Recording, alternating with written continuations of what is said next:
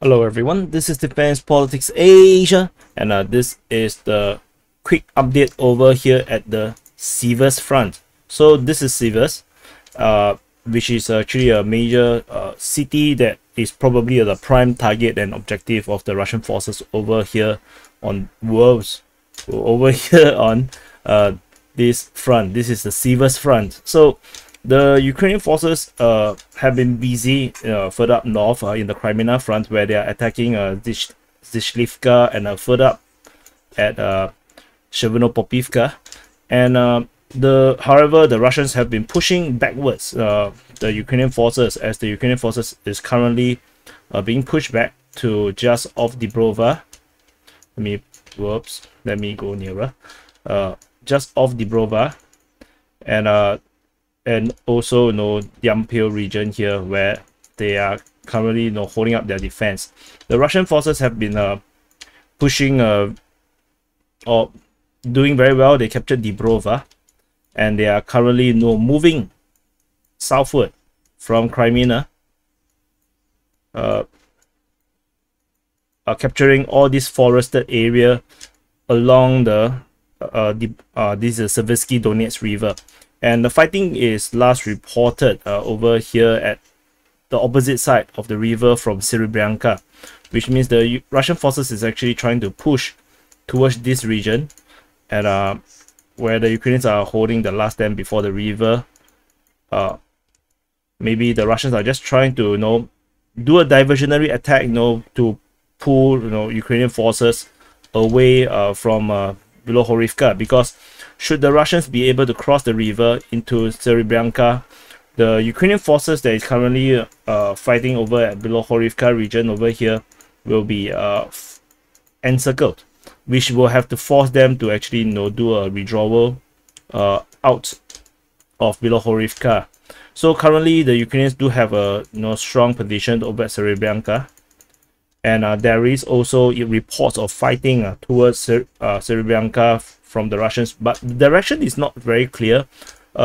Initial presumption from my side is actually they are attacking from this way up. No, they are actually attacking in this direction, further up north. Because from previous previous fighting over a few months ago, the Russians actually hold this area here. This is where they hold. They did not hold all these towns. They are holding this area here, this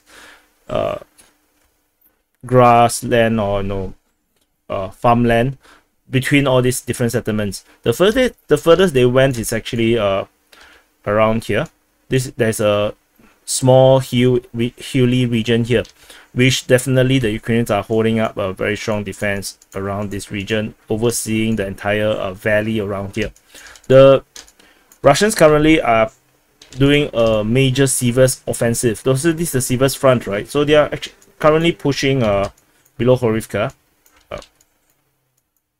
Here they are actually pushing from two different directions. There's previously we have reports of attack from Zolotarivka northward towards Bilohorivka. In case you are kind of lost, actually this is northward.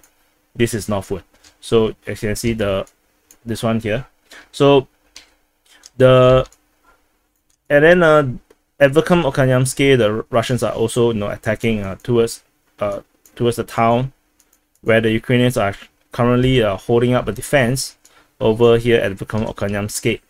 They are currently holding this position, but of course this area here is kind of unclear. If this is true, this is just my current assumption.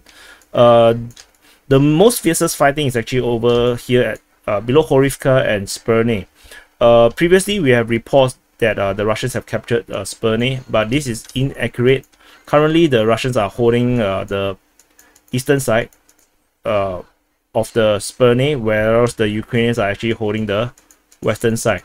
The Russians are currently still attacking Spirne with the Wagner group, as well as support from the Donetsk People's Republic militias. The fighting over at Bilohorivka is actually by the Luhansk People's Republic militia, and the fighting is ongoing. There's no fighting at Ivano Darivka, so which means that the Ukrainian lines are currently still holding over in these regions here.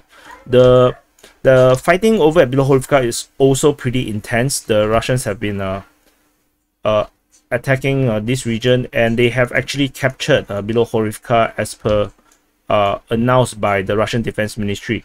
There's the last, but the Ukrainian Defense Ministry still reported fighting at Bilohorivka, so assuming that it's actually in the outskirts around here. So the Russians are still, pushing in this direction. So the lines are probably around here now, and definitely the reinforcement is currently moving towards this direction to help. The situation here is currently unknown. This is Berestove. This is actually a question mark. No idea who is actually holding this position. There is no reported fighting for some time now, so we're not too sure. But my assumption is that it's actually under Ukrainian control.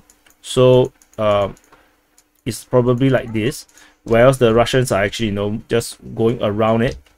They are going around it. They are not attacking this area. So probably they will encircle this in a pincer eventually, which will then force the Ukrainians to actually go backwards and give up this position.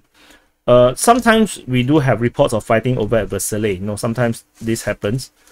But we are not so sure how far it is from actually the town, where when the Ukrainian Defense Ministry say that there is fighting reported at Verkhnokamyanske.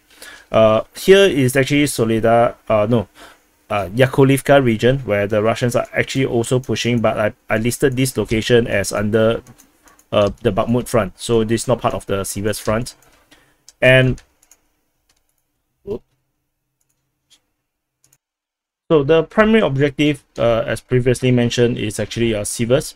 So the Russian forces is currently, trying to push in multiple directions, and the most important one, I believe, to capture Siversk is actually the capture of this very strategic time of Verkhnkamyanske, because from this direction, they can actually then span out in this way from Verkhnkamyanske, and use this as a forward operating base to allow them to punch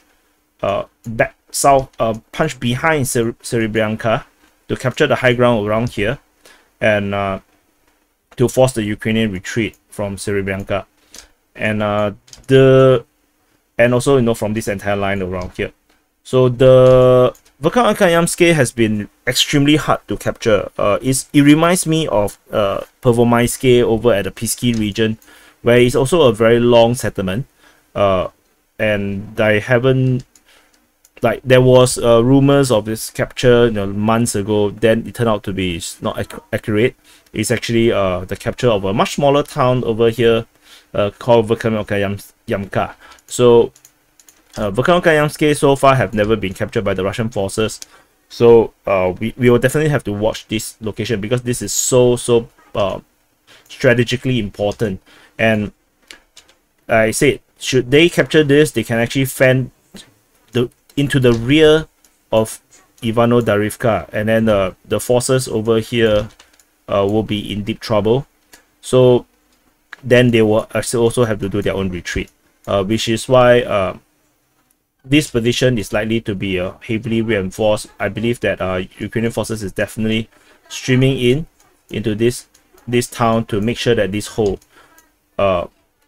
So what I do understand is that there is always reinforcement coming to Serebrianka, and there is artillery pieces operating from this position, shelling into Russian lines. So Serebrianka is really a big problem for the Russian forces, and coupled with Verkhnkamyanske, this becomes a very strong fortress.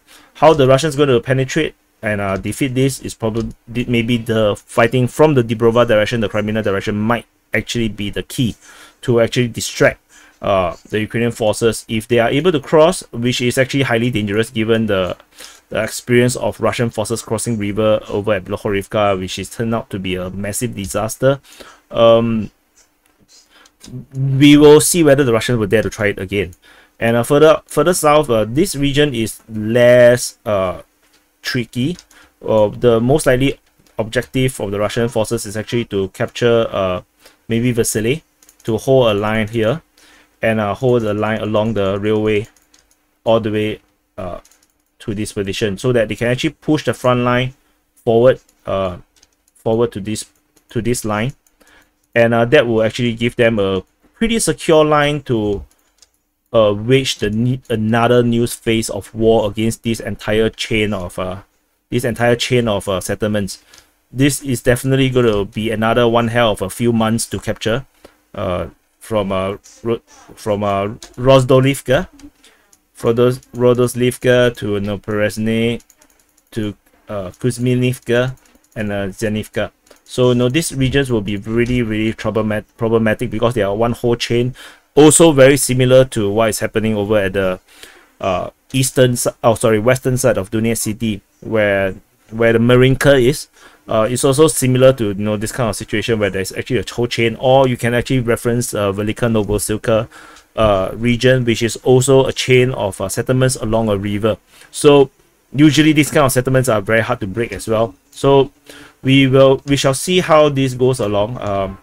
The Siversk offensive seems to be really serious. The Russians seems to be really pushing for it, but we still have not heard of the regular Russian forces joining the battle in this region here.